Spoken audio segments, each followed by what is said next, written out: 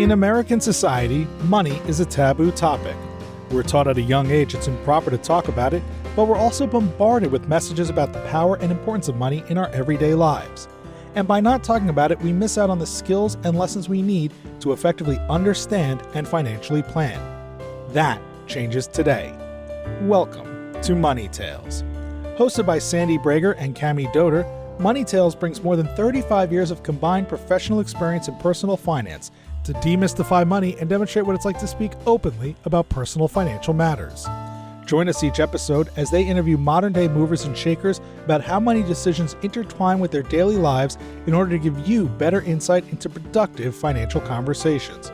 Subscribe today and register for our blog Fathom at aspiriant.com/podcasts to increase your money mojo. And now, here's Cami and Sandy. Kristin Keffeler is our guest this week on Money Tales. Kristin's family's money story launched when she was in her 20s. Her parents and oldest brother started a company, grew it, took it public, and sold it all within 5 years. In other words, during the period of time from when she went to college to when she graduated, there were a series of significant wealth events. As a result, Kristin's money narrative got more complex. She was trying to sort out many things like how did she want to define success? Was her current career path good enough? How should she be allocating time learning to be a steward of the family wealth?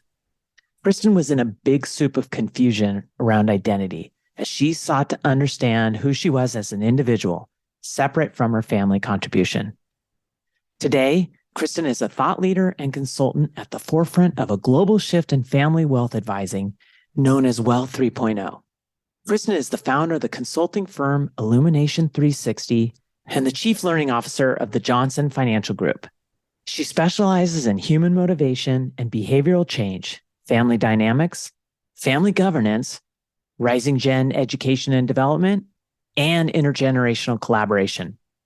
Her recent book is The Myth of the Silver Spoon: Navigating Family Wealth and Creating an Impactful Life. Here are 3 key money tales Kristin shares in this conversation. First, how in the early days of the family's wealth, Kristin experienced many different feelings and realizes now that she struggled with the language to describe them. Kristin did a lot of work in the following years to address this. Second, how not getting financially saved can be a big motivator. When a business Kristin started was running low on cash, she told her parents about it. Rather than cut her a check, they offered to allow her to live in their basement to save money. Not wanting to be a basement dweller turned out to be the positive push Kristin needed. And third, how there was a period of time when Kristin was talking about money obsessively. Her now husband pointed out to her that much of what she was sharing was fear and concern. That conversation inspired Kristin to dig further into her relationship with money. We hope you share this episode with a friend, and please subscribe to Money Tales on your favorite podcast platform. Now, onto our conversation with Kristin Keffeler. Welcome to the Money Tales podcast. I'm Cami Doder. And I'm Sandy Brager. Cami, I've been working with a couple for a really long time, and they have 2 children, the oldest of whom is a junior in college. She's getting her first internship this summer. It's paid. She'll be earning some money. And her parents asked me to have a conversation with her and begin to educate her around personal finance and specifically around investments. Ah, Sandy, how great. This was a particularly exciting ask because the parents have been reluctant to have conversations with their children about their wealth. And when I say their wealth, I'm talking about not just their financial resources, but this family has a lot of great connections. They have a long legacy within the family. There's just a lot of different things that they bring to the table. And they've been hesitant to bring their children into the conversation. So this was the first little seed of an opportunity to water. And I'm super excited about the conversation and what we're going to cover. Oh, that's fantastic. I'm just curious, do you have any insights into why the parents were hesitant to have this conversation? Yes, the parents have had some hesitation. It's mostly been the mom. Both parents grew up in very middle-class situations, and they created wealth together during their marriage. The wealth that they've created, the financial wealth specifically, is new to them. and they're worried about it damaging their children. The mom in particular really doesn't want the kids to be entitled, and she wants to make sure that they're self-motivated. And her MO has been to back off on having any conversations as a family or doing much to recognize the wealth that they have and the circumstances that they've been raising their children in today. Very common, actually. And I wanted to share this particular situation because of our guest today. She has a lot to say on this subject. So I'm delighted, though, that this family is ready to take this first step with the daughter. And these are really fun conversations for me and the colleagues that we work with at Aspiria. It's really fun to help young adults get ready for taking on their own financial agency. The rising generation, which we'll talk a lot about, I think, today. We'd like to welcome our guest, Kristin Keffeler. Really appreciate you joining us on the Money Tales podcast. Thank you for having me, both of you. I loved hearing that story, and it makes me really it anchors this such important point, which we'll get to, which is creating an individual money identity and having full agency in your relationship to money is an individual journey. It's also a family systems journey. We have incredible power as parents to help shift the narrative and the belief systems that our kids embody. And ultimately, that supports their ability to use skills in the world that will help them be more capable. And it's like an inside job and an outside job. And parents have a huge amount of influence on that, as do advisors. Right. Well, what a perfect conversation for us to dive into. But before we do, Kristin, would you introduce yourself and provide a couple pivotal moments that you've experienced in your life that really impacted who you are today? Yeah, absolutely. So my name is Kristin Keffeler. I started a coaching and consulting business almost 20 years ago, specifically working with the rising generation in ultra high net worth families and enterprising families, which was super niche. And I'll get to that in a minute, but my own money story is actually what led me to the work that I now feel so lucky to get to do. I grew up in a house where I think it was pretty unusual. There was always enough money. My dad was a C-level executive for all the years of me growing up, and eventually an intrapreneur building businesses inside businesses. And then finally an entrepreneur building a business of his own with his own capital and some investor capital that they took public and sold. So that's like my family's wealth story in 2 sentences. But growing up, I'm the youngest of 4. I have 3 older brothers. My dad was always pretty high drive and pretty motivated to create money just based on his own story, his own childhood. And money was going to be the sign that he had made it and that he had done the thing that many people told him that he couldn't. Interestingly, my mom, despite the fact that my dad was a high earner, like she just seemed entirely untethered to money as an important concept. And so I had this soup growing up where I always felt like I never was concerned that we didn't have enough. We had good money skills. My parents were good about helping us with allowances and budgeting. And we had our own little money envelopes that we used for clothes and haircuts. And so I felt like I built some really good skills growing up. And I didn't internalize a lot of really negative money stories, which is I'm finding now in my adult life is pretty unusual to not have a really tangled relationship with it, right? And now it's not to say that I didn't have some things to untangle in my 20s, which I'll get to. So I think that was like this basis for me just really coming into adulthood with a pretty untangled relationship and decent skills, but not much worldly skills in terms of, I remember graduating from college and my dad saying, okay, like your car insurance is going to start coming to your house. And I was like, what? I have to pay for car insurance? There was some work to be done there, that there's some gaps that weren't filled yet. That was me coming into my 20s. And then, as I said, my family had its own money story that really sort of launched in this time of my 20s, where my dad and my oldest brother started this company, grew it, took it public, and sold it all in like 4 or 5 years. And so in the period of time from when I went to college till when I graduated, there was these couple of wealth events that were pretty significant in my family's own narrative. And what was interesting was how we then started having family meetings to talk about estate planning. And like my parents were really trying to do a good job giving us information so that we could be good stewards of these financial resources. But they were new to all of this as well. And ultimately, my money narrative got more complex in my 20s because of this and because of trying to sort out, how did I want to define success? I looked at my dad and I was like, well, that's clearly, everybody says that's successful. I was getting a master's in public health. I was like, is that good enough? Is it good enough just to go be a public servant? There was this whole question of family philanthropy. How much time do I need to dedicate to family philanthropy versus my own life versus learning to be a steward and understanding this landscape of newfound wealth? Big questions at that age, to be hitting you. Yeah.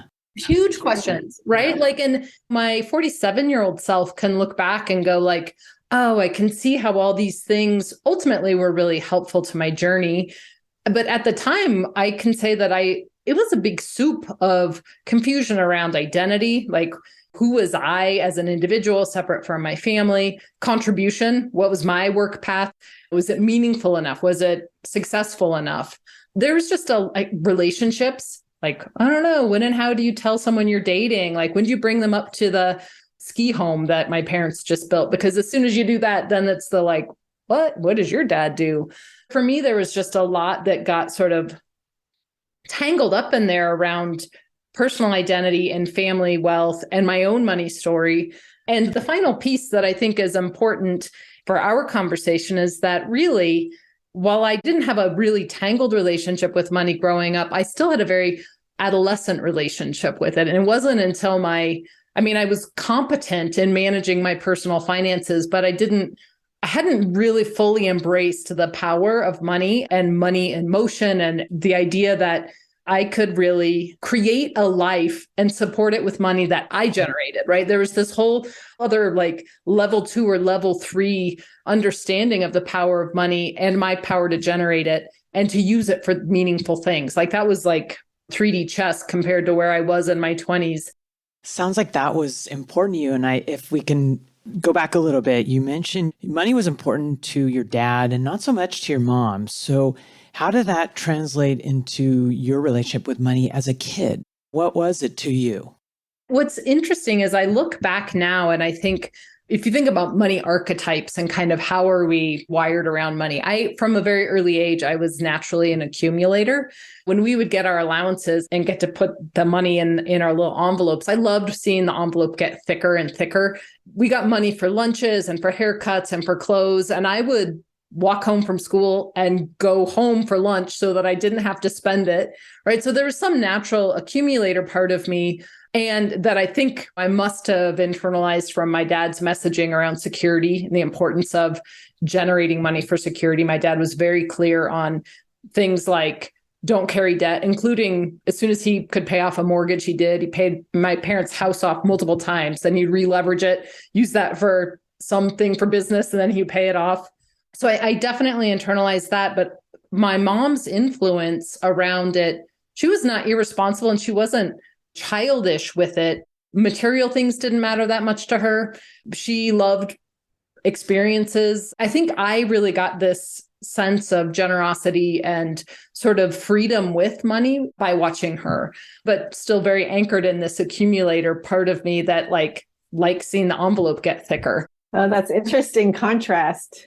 Right? Yeah, for sure. And still today, that stuff I play with is this idea between how do I love being generous and I love not being overly attached to money. Like I love being able to say like, ooh, we should do that. That would be a really great capital campaign to support or something we could do for our kids that would really be meaningful.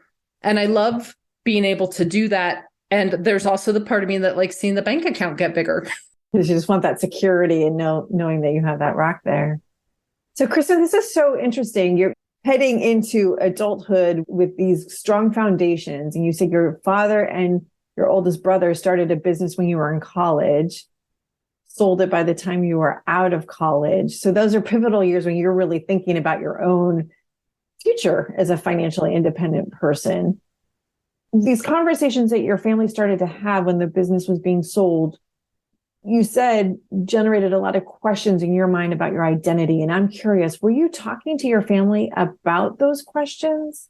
No, I didn't recognize that you could even talk about those things, right? I couldn't even put a pinpoint on the fact that those things were difficult or that I couldn't wrap my head around it, which ultimately I think a lot of 20 somethings don't have. It's like you don't quite have the map of the world yet to even be able to see that that would be something that, for me, it's like it was putting language to a feeling, and the feeling just existed, but I didn't have the language. And so I didn't openly talk about my own experience with this, my own identity in the space of our family for many, many years after. What prompted you to ultimately get there? I ended up having the opportunity to do a lot of inner money work when I decided to leave. I had a job at a corporation. I was the director of health and productivity management, which was something I loved getting to do. It combined my business degree and my public health degree. But I really knew there was a higher calling. There was something else I really wanted to do. And ultimately it was this work where I ended up coaching Rising Gen, and then eventually working with whole family systems around wealth and decision-making, and finding a heartful, healed path towards wealth ownership and the use of wealth in the world. But in my late 20s, I didn't quite have the vision for all of that. I just knew that had to be other next gens that were not so different from me, who were curious and engaged and did not have the language, did not have the skills, did not have the roadmap for how to handle family wealth. So that's the journey I started to create. But what I didn't expect was, in leaving my job, how much inner money work I was going to have to do in order to build a business and run a business and not have income coming from an employer.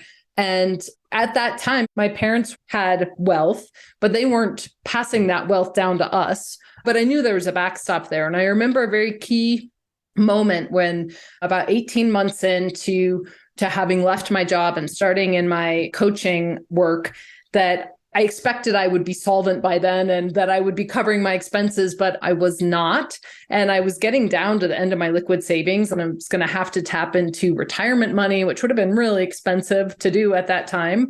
I was like 27 or 28. And I remember having a conversation with my parents, and we were on the back patio of their house. We were looking at this lake, and the sun is going down, and my dad's saying, well, how's it going? And I was like, oh my gosh, I've been working so hard. I've been getting some good leads. Things are starting to happen, but not fast enough. And I'm telling them, I have 2 months left of paying my mortgage before I'm out of money. And I remember thinking, having this sort of flitter of a thought that they're going to be my backstop. They're not going to let me dangle out here.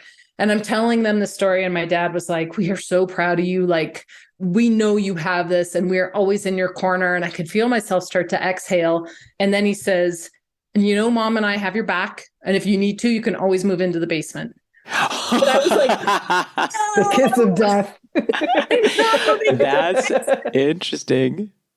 I love it. Right. And now I understand what happened for me. It was that I went home. That was a Friday night. I went home, and on Monday, I just got busy doing the really hard stuff, on following up on leads, having really hard conversations. Yeah. I was like, I'm going to make this happen. And I did. I got some significant contracts to do some work that gave me enough of a lifeline. And if my dad that night had written a check, I don't know if I would have overcome the fear to really follow up and be in those conversations. And how much longer would I have drug out that thing that I needed to do, which was to really own the vision and invite people into it. Would you describe, what did you do for this inner money work? Would you bring that to life for us? It was a really pivotal time of life that part of it was the stuff, that particular moment with my parents, where I really realized that I 100% had their emotional support, and I was not going to have their financial support. And it's that's actually pretty incredible parenting, quite honestly. One of the things that I found, Cami, was that in this period of time where I'm an accumulator, right? So I'm watching my savings go down, down, down. And I was like, I believe in me. I believe in me. Come on. And I found the person who was now my husband. We were dating at the time. I remember him telling me on a bike ride one day, he was like, do you realize that almost every conversation we have revolves around money? I was like, what? And he's like, you talk about it all the time. You obsess about prospects you have, what's coming in, what's not coming in, how much you're spending, your grocery bill last week. And I was like, wow, he's right. That was the trigger for me to start to do. I went and read George Kinder's book, 7 Stages of Money Maturity. I went and read The Soul of Money. there's a handful of others that were all really important for me to like step out of this, like what was a very tight relationship with money. Like I was at that moment, I was very much feeling like I had to hold on tight. And we'll see you with your envelope. Yeah, I know. It was like the envelope was disappearing. It became this deep inner journey of creating rituals. So I knew that I still needed to be smart about money, but I needed to not have it take up so much space. It was taking up a lot of negative space that I could be using for other things. And so among the many things that I did and a lot of the reading I did is I decided that I was going to create a ritualized time each month to engage with money. And I was going to be very intentional and thoughtful about how I did that. So I picked the day of the month that I was going to reconcile my books, and I lit a candle and I had some good snacks, and I like very intentionally was like, okay, this is a privilege to be able to reconcile these books, see how you're spending your money with your values, honor the money that's coming in, even if it doesn't feel like it's enough right now. I love this, Kristin. This is amazing. It's amazing. I'm personally writing down notes that I'm going to follow on my journey. It was really a powerful thing to realize that one, I could change my narrative and I could change my relationship to money by choosing to enter through a different doorway and really have it be one of gratitude, to really trust the flow that was coming in and recognize that the money I was spending on things I valued, like my home and groceries. And when everything was reconciled and things were done, I would blow out the candle and I would say a little prayer of gratitude. And then I worked really hard to not have money be up in my head all the time. I was like, I've already set a budget. I know what I'm doing. I'm going to continue to like buy groceries and buy gas and not freak out every time I pull out my credit card. And it did not take very long before I started feeling this tidal wave shift of how I felt around money. And so that was a really pivotal time. And to like get to the place where, the metaphorical envelope was so lean. I'm so grateful that my parents did not come in and save me, because I wouldn't have gotten to that place in me that needed to do that work and shift the story so that I knew that I could own my own, but like I mentioned earlier, like my ability to generate income based on work that is deeply meaningful to me is part of a virtuous cycle that for me, it's even not about the money. It's about just this cycle of being in something that it's bigger than that. It's bigger than transaction. Kristin, how would you describe your relationship with money today after having gone through this experience years and years ago? I do have a very healthy relationship with money. I feel like I interact with it well. Like I don't have to have the ritual anymore. I can really like be with it. And it feels I cannot think of a time that I have a negative thought about money and its role in my life. I love that my husband and I are able to have conversations about like big dollar things and little dollar things and really be thoughtful about, even as our nest egg has continued to grow and my earning has grown exponentially over the years, so that I don't feel the rough edges of the envelope.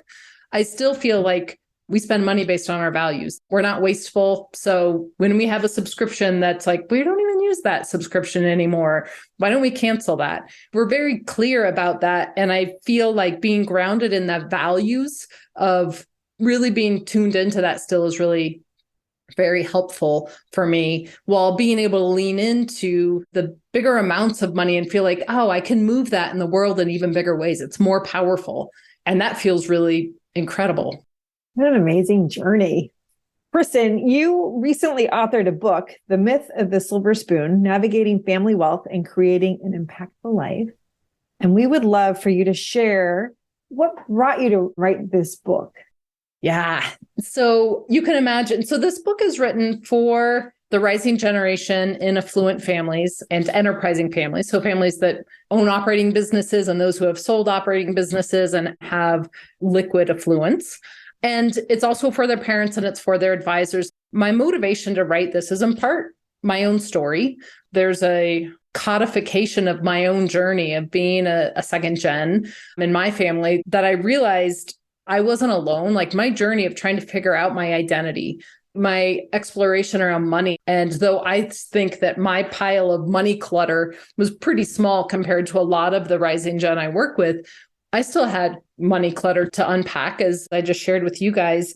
And so in the last 30 years of my own story, and then the last 18 years of working with rising gen and their families, I realized that there's some very common tripwires that those kids who are raised in affluent homes have in common. And yet, culturally, we don't have a very healthy, conscious relationship with money, and definitely not with this concept, this abstract concept of wealth. And as a result, even though there's these common tripwires that can really create a difficult journey for kids raised in affluent situations, we don't have a lot of safe spaces to talk about them, to talk about these common psychological experiences where they question the authenticity of friendships. They question whether who they are and what they do is enough. Is it good enough? This sense of being paralyzed by too many possibilities. If you don't have to just go get a job to pay rent, but you could go to graduate school and you could work for the family foundation and you could work for the business. I don't know if I really love any of those options. Like, that paralysis by possibility is a real thing. Easy to get lost in all of the opportunity. Easy to get lost. And without the financial imperative to have to go work, we think that eliminates the human need to work. There still is a wired in human need for contribution. And all of this gets mucked up into this mess of stuckness that a lot of rising gen experience. And then we project a stereotype onto them and say, oh, look, yep, typical trust fund baby. Yep, the current Nepo baby term, which just makes my skin crawl. Anytime you put a term like that with baby and you infantilize an adult, it's very diminishing. And I feel like as society, we project all sorts of things onto these families and onto these rising gen that aren't fair and that don't give enough space for them to actually do their own healing work so that eventually they could actually have such a strong, healthy relationship with the money they have access to that they could do incredible things with it. But instead, it's a unique situation to be raised in. From the outside, everybody thinks you have it made, but on the inside, there's not a lot of space or resource to untangle the places that you don't feel like you have it made. Yeah, so it's a psychologically fraught situation. So, Kristin, it's not easy for this rising gen, and they're living in a world of judgment, assumptions, where they have it all, they shouldn't complain, and they have some very similar challenges and their own challenges. What are your key recommendations to this rising generation? I just want to add one thing to your important question in the tee up, and that is that in the experience that I've had professionally with our clients who have historically been wealth creators, the parents don't even understand the situation that their children are in. So I just wanted to add that piece because I think it's a very important. Yeah, and it goes back to, Cami, I'll respond to your question in a little backwards way, because it goes back to the story, Sandy, that you were sharing at the beginning about the parents who finally felt ready to have this conversation with their daughter. And Jim Grubman, who is a well-known family wealth consultant, wrote the book called Strangers in Paradise, where he really talks about this idea of wealth creators being like immigrants to a new land, right? They're immigrants to the land of wealth. And in America right now, about 80% of wealth is new wealth, not dynastic wealth. And so parents very often are trying to parent in a paradigm where they have no role modeling. They don't know how one might do this, right? What conversations are okay to have? How do you make sure that you are appropriately transparent without being demotivating? And so very often parents want to do the thing that's natural, which is to protect their kids so they don't share anything, which also creates a confusing narrative around money, because it's like, I can look around our life, I can see what we have in some form, and yet we're not talking about any of this. Kids and teenagers and young adults are always just trying to make sense of it all. And when there's information that's not being revealed that seems like it needs to be acknowledged, that is also confusing.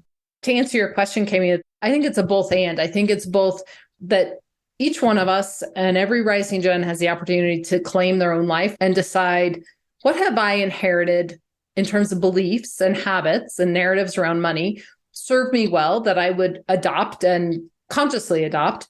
Then what might I let go? And what might I choose to do instead so that I can create a really healthy space for my relationship with money and pass that on to my kids? Every rising gen has the opportunity to do that. There's a couple chapters in the book where I write specifically to parents to help them understand that the landscape of parenting and affluence feels like it should just get easier, but it actually conforms to the behavioral economics inverted U curve, which tells us that there's no such thing as an unmitigated good. Gaining financial means does make parenting easier when it means that you are no longer worried about food security and a secure neighborhood and good schools. When you can make a stable environment for your kids, it does make parenting easier.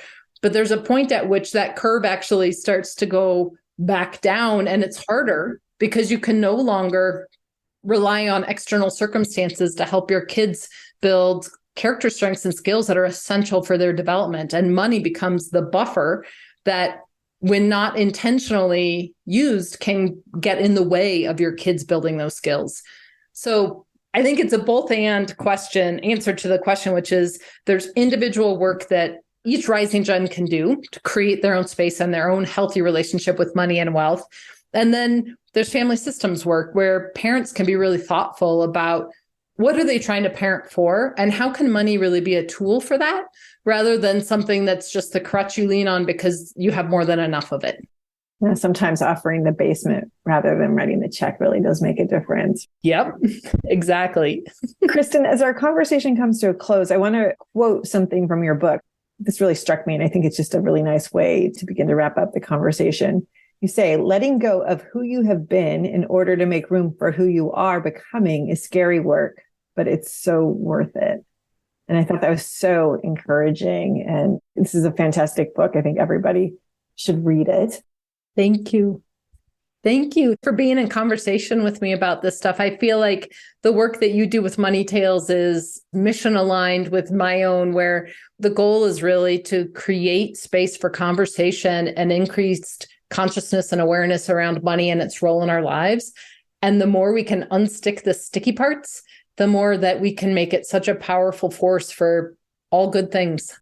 Kristin, with that alignment in mind, what's your next money conversation going to be, and who's it going to be with? I think the next money conversation I have is likely going to be with my husband. We have a big landscaping project going on that's been sort of a nail biter in terms of we didn't think we were going to spend this much. And welcome to landscaping work. Oh my gosh. And I know that we have a really big check coming up to write, and I want us to both feel really aligned with writing that check and feeling really good about what we're creating. So I think there's a little unsticking that we probably both have to do around sinking into actually making that happen. Kristin, that's great. Would you tell our listeners how can they find you and your wonderful book, The Myth of the Silver Spoon?